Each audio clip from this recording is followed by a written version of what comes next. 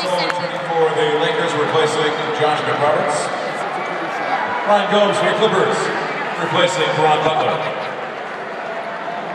That's the only guy in the whole fucking house, too.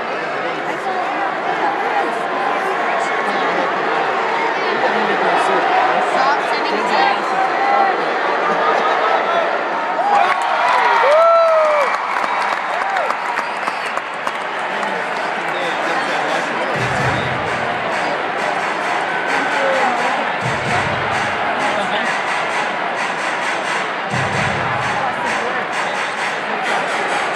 Two minutes remaining, 2 minutes.